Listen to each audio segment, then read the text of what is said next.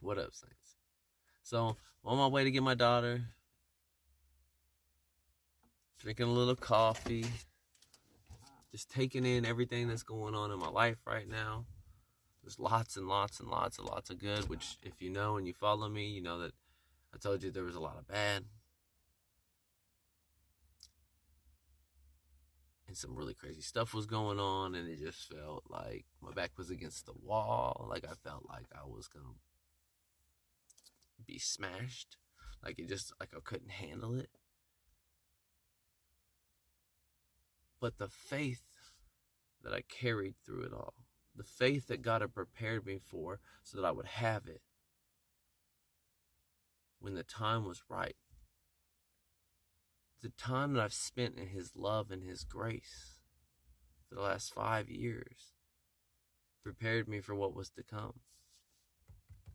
And He allowed what I had done as the old me for me to have compassion in the situation that occurred. And so the thing I want to talk to you about today is 2 Corinthians chapter 4, verses 8 and 9. And it says, "We are hard pressed, but not crushed, perplexed, but not in despair, persecuted, but not abandoned, struck down, but not destroyed." Just from the sounds of that verse, we can tell that Paul was going through it. And he's talking to the other Christians who are going through it. And he's saying, listen, I know what it feels like.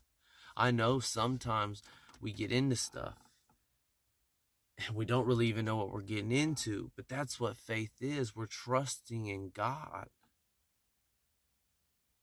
For so long, I've struggled. Because though I've trusted God and I love God and my heart is just all in for Him,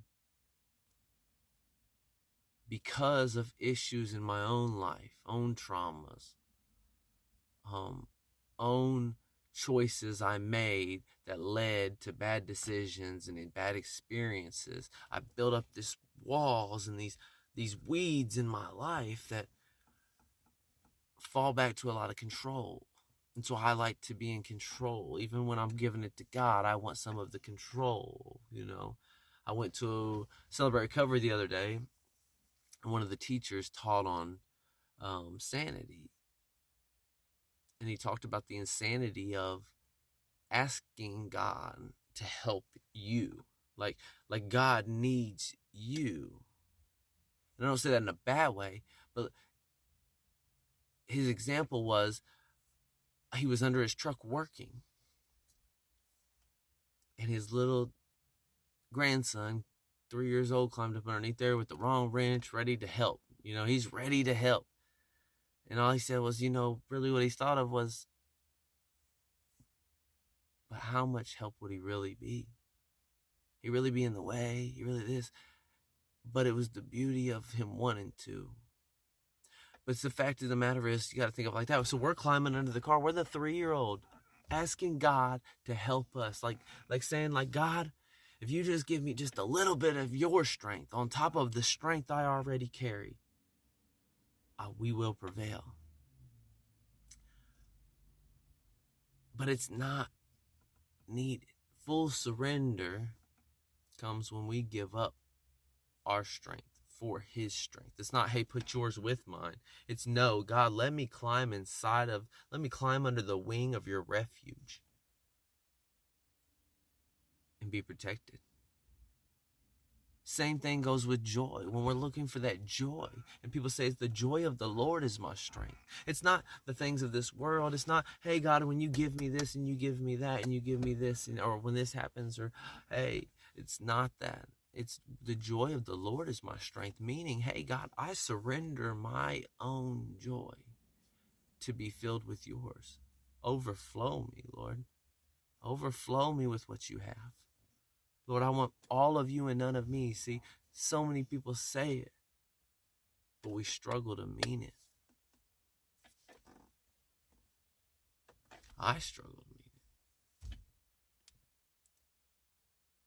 but I want it. And so I'm asking every day. I'm seeking, so I will find. And I'm knocking till that door opens, right? Because that's what we're told to do, be consistent. The lady that went to her neighbor's house and asking for bread, and the neighbor didn't want to get up, but she just kept beating, and eventually he came and answered, and Jesus said, so if this man, whatever, didn't do it, or got up and even he did it, what do you think about your Father in heaven who is good? Like, he's gonna do it. He is gonna do it. And so what I say all this for,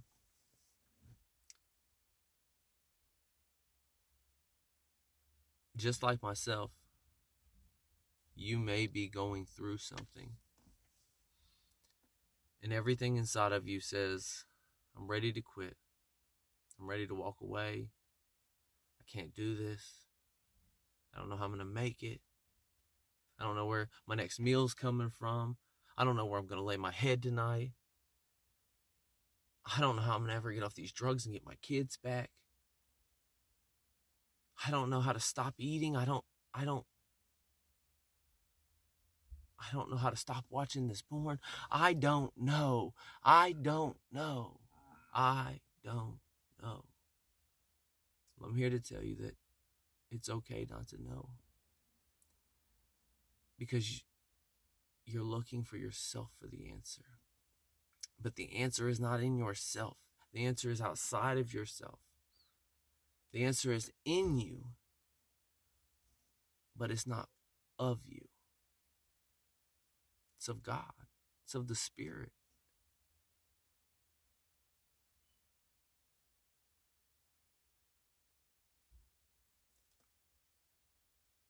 And you just got to hold on a little bit longer. And have faith. Ask. Seek. Knock. And don't stop. Be consistent.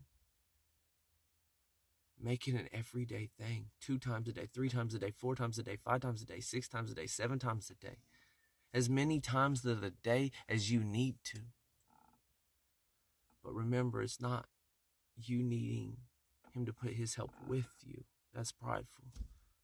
No, it's you submitting and surrendering and saying, God, I need you, not me, because this ain't working. And so I don't know what your situation is. I don't know what you may be going through. But these words of Paul ring true in my own life. So I can only imagine how true they ring in yours.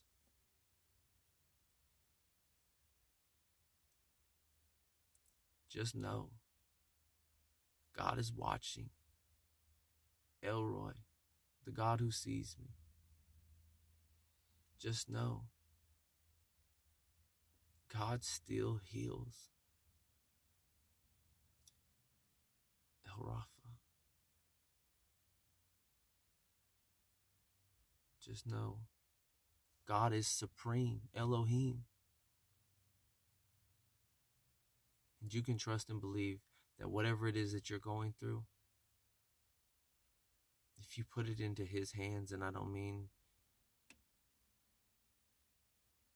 your hands with his hands on it. I mean, you put it into his hands and you give it to him and you praise him through it and you love him through it.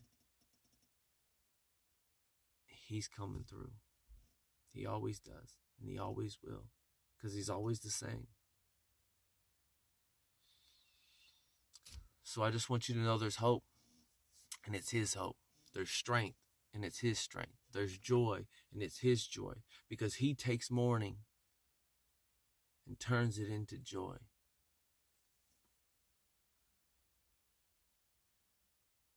And that's what he'll do for you. That's what he's done for me. When it was as bad as I thought bad could get, when things was falling apart and I was just like, what in the world is going on, God? Why is this happening? Is this my fault? I listened to that still small voice, that whisper in the wind that said, just have faith. Do you trust me? So I leave you with that today. Do you trust him?